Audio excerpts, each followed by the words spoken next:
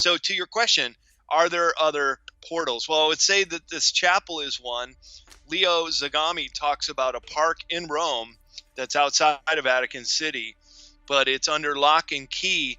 And he says there's another location that has been used for black magic rituals since the Middle Ages for quite a long time. And I would say more in this modern age that this Paul VI audience hall could very well be another portal that they've created, or an entry point for these entities. And let's face it, these entities like the reptilians and even the greys are fourth and third dimensional entities. And this is where we hear a lot about these entities can phase in and out of our world, like walk right through walls. Mm-hmm. It's said that the only way that you can capture and keep a fourth dimensional ET is to create an electromagnetic cage so they can't get through the walls, and then it locks them into their third dimensional reality.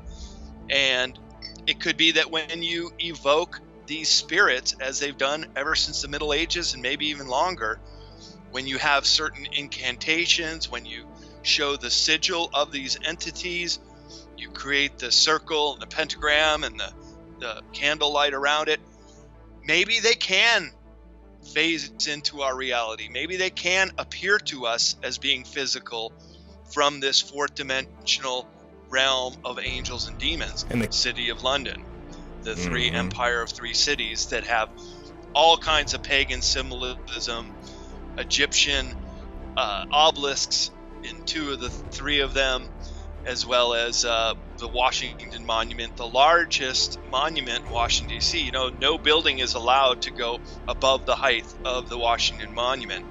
And you're talking about the Capitol Dome and all the murals there. And then you see George Washington wearing like a toga wreath, also hearkening back to pagan times. Looks like he's been hitting the weights, Michael. He's all buff and that painting just ripped. I wish I had biceps like George Washington in that just picture. a ball of sweat. Just a ball of sweat.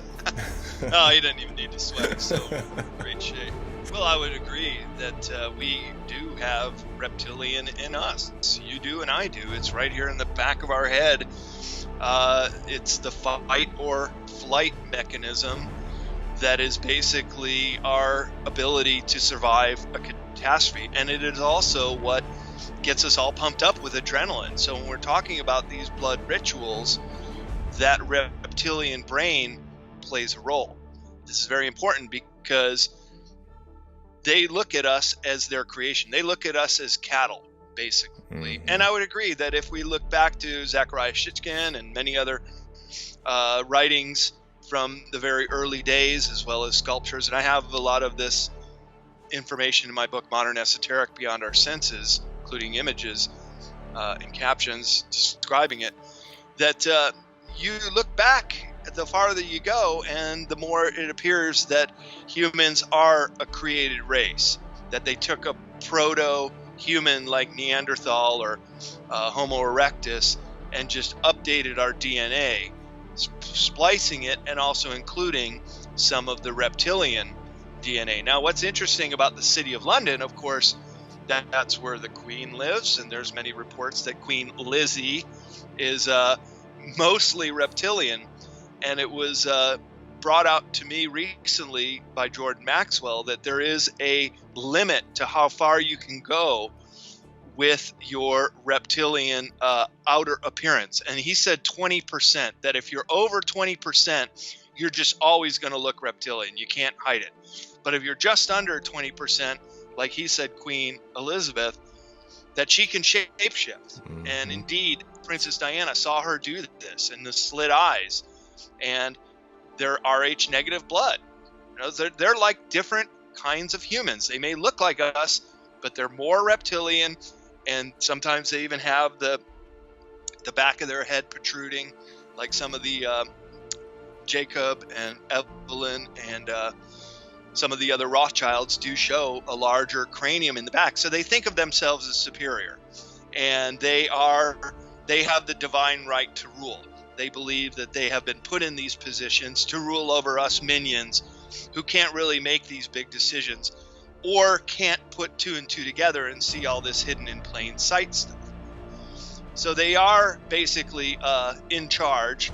They have control of the money. They have control of the military. And they have control of spirituality. At least they think they do. But that's where we come back to the Rome connection and these strange things in the Pope 6 audience hall, or the Hall of Pontifical Audiences, which is right there in Vatican City. So you can't get any closer to the head of the snake than this. And this place does look like the head of the snake. Do you want to help support Beyond Forbidden and receive extra content that's not seen anywhere else? By becoming a patron, a few things you will receive are the full-length 90-minute or 120-minute podcast episode. Members will also receive a private link to the video podcast and will only be exclusive to Patreon members. In-person, face-to-face interviews with some of the most well-known, respected researchers. Behind-the-scenes footage of interviews not seen anywhere else. And that's just a few perks.